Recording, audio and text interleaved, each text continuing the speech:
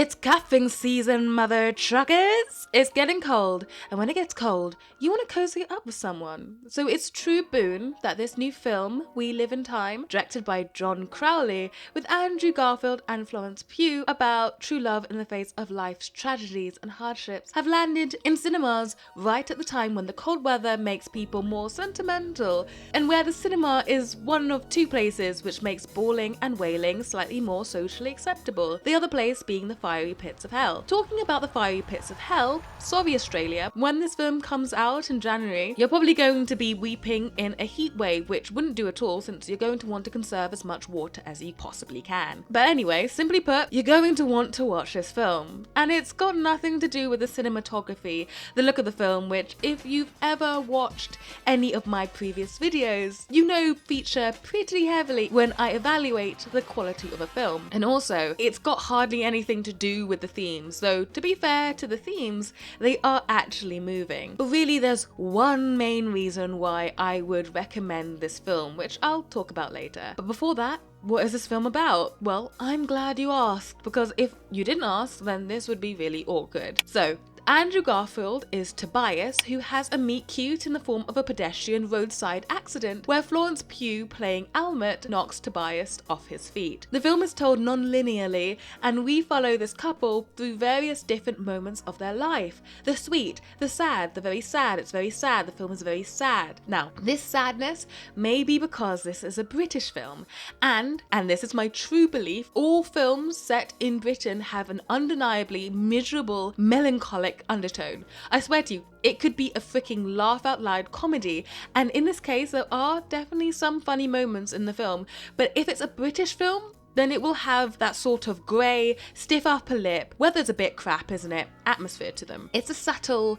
slightly dull, but sincere realism that I personally really enjoy, though I may be slightly biased, seeing I'm from the very land of tea, crumpets and knife crime that this film is set. But the inherent prosaic tone that exudes out of all British films does make the obvious calls to sentimentalism more sustainable for the film's runtime. I feel that if this was an American production, all the small, intimate moments that happen in the film would have been so played up and cheesy that it would have been unbearable. But even with the British atmosphere countering the inherent soppiness, the film is well aware of how it's trying to tug at your heartstrings. With a big life tragedy making the couple reconsider what it truly means to live and love, the film clearly plays up the sentimentality. The accidental music, for example, is the typically beautiful orchestral sound, with the lilting violin and tender piano creating that usual mix of sweet, charming and emotional. The tragic realities that the couple have to face are revealed pretty soon into the film, and they are unsurprisingly heartbreaking. The non-linear nature of the film does give it a bit of zest, but the film would undoubtedly be viewed as cliche and be in real danger of being another typical Hallmark film. A family broken by tragedy. Another part of the film that threatens to be cliche is the overall themes of the film. The themes of the film center around all the important questions of life. What matters most when time is limited? What kind of legacy do you want to leave behind and be remembered by? In terms of life and spending time with the ones you love, what matters most, quality or quantity? These questions are at the heart of the major conflicts between Almut and Tobias. And though there's no surprise in the story beats where these questions are concerned, the film is still effective in making the characters and story something that you can wholeheartedly emotionally invest in. If it wasn't clear by now, then let me make it clear. In normal circumstances, this film would be pretty cliche, pretty ordinary, following the pretty typical story beats of a pretty stereotypical romantic drama.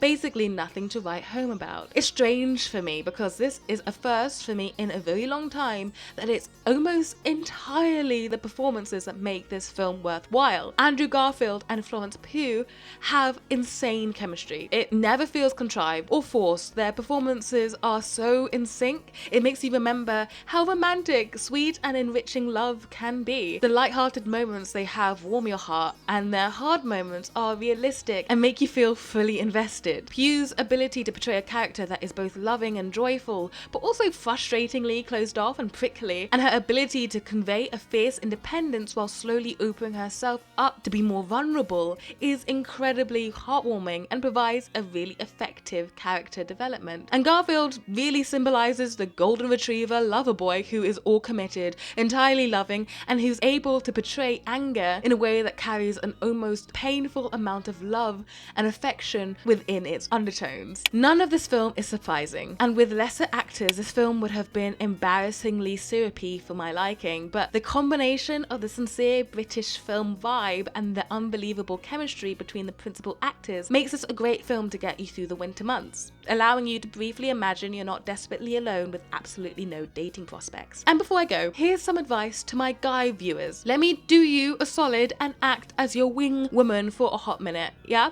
If your girl suggests going to this film, be careful. Just be very careful. Not every relationship is ready to be confronted with Andrew Garfield as a loving, fiercely committed boyfriend.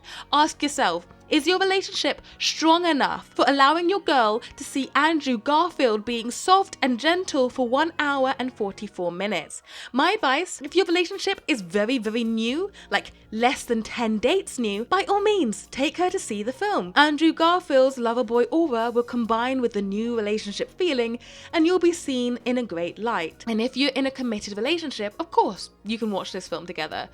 But you better be committed. Don't you dare watch this film with your girl and you've only been dating for 6 months. Don't set those unreachable expectations for yourself when you've already started to let the mask slip. And for heaven's sake, don't see this film if you've been fighting recently. She will not see it as romantic, she will see it as what she's missing. This will not help, you're shooting yourself in the foot. And let her go watch this film alone, by all means.